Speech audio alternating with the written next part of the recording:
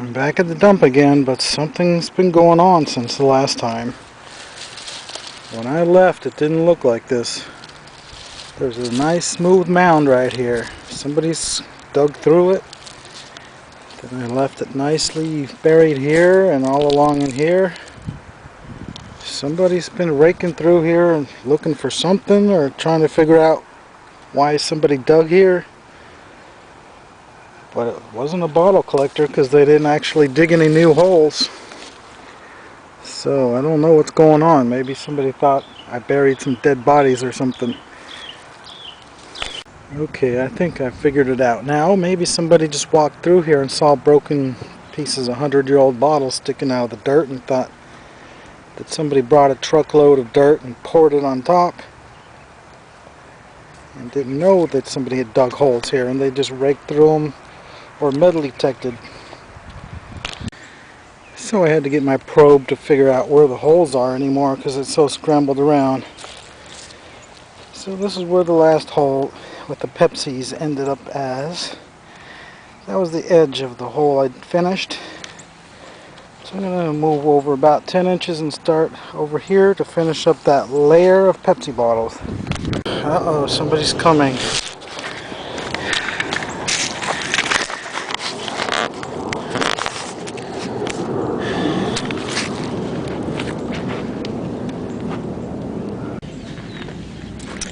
Guess I'll have to go investigate.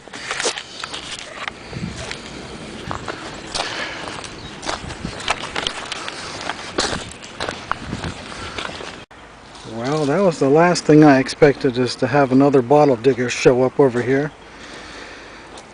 But I guess it's fun to dig with somebody else. I don't know how we're going to share the loot though. I guess whatever I find in my hole is mine, and whatever he finds is his, hopefully. Down almost 3 feet. Found the first piece of an amber Pepsi.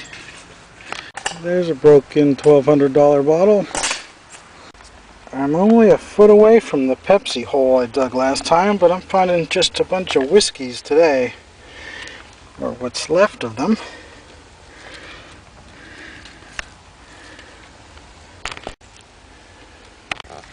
Alright, this is the area where the Pepsis were coming out of. And there's my first one. Well, so far so good. But of course, like most, there's no neck on it. Looks like a broken Pepsi and some kind of a pharmacy. Well, I got a few showing. Right there's one. Right there. There's the neck of a soda. Alright, this one might be a whole one. Yeah, sure looks like it. Well, it's got a chip and then a fracture running down. But still, definitely worth bringing home. Alright, just pulled that out. It's the center slug plated Hale Cola Bottling Company from Suffolk, Virginia, it looks like. Well, even though Suffolk is a big city and it's broken, I don't have one, so I'll probably bring it home anyway.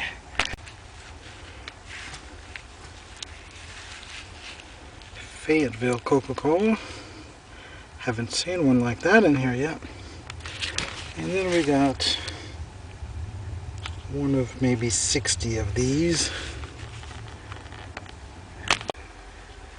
Well, I got a few with broken off tops showing here. 1, 2, 3. There's the first one. It's a Kendrick. Pretty rare one. But then I have just exposed another base right there and another one right there.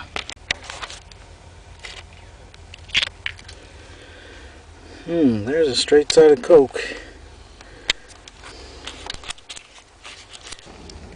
This one says property of Coca-Cola bottling factory all on one side. And then Goldsboro really big on this side. They usually say property of Coca-Cola Bottling Company, or factory, going all the way around. And another one of these Pepsis with the top broken off. Here's an odd one.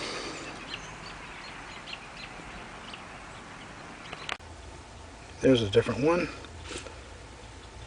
Early heel scripted Coke from Fayetteville.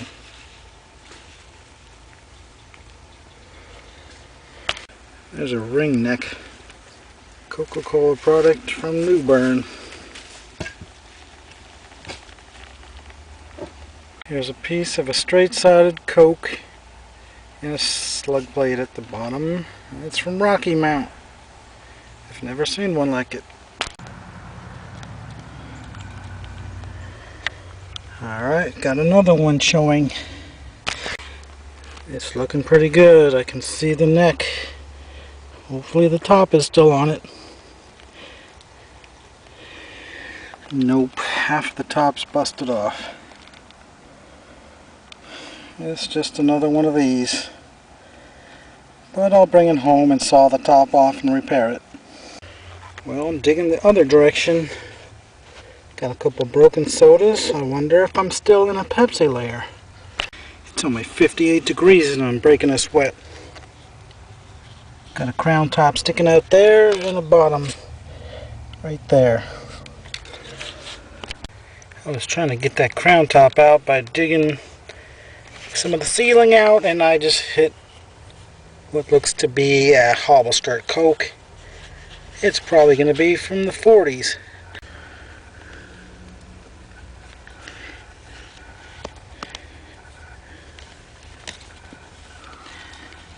Yep, there it is. It's just the depatented type with case wear. Probably thrown away in 1953. It turned out just to be from Raleigh. Got a couple possibilities here. This one has the crown top sheared off. But other than that, it might be intact. Yep, the top's broken in half, but that's a good candidate for a repair. And all these 1912 Pepsis are certainly worth fixing. It's a historic bottle of one of the most famous products put in glass. So I definitely think it deserves to be saved. It's starting to get dark. Here's that other one, and it's feeling like it might very well be a whole one. Not going to risk snapping the top off on that one. And there's another soda right on top of it.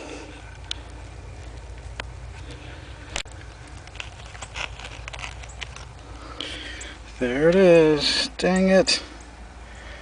It's chipped. But it's on the back side, so still displays nicely. The other bottle was just a broken off beer.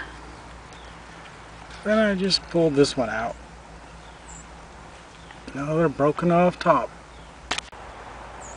It's almost time to call it a day. Well, I'm finished for today.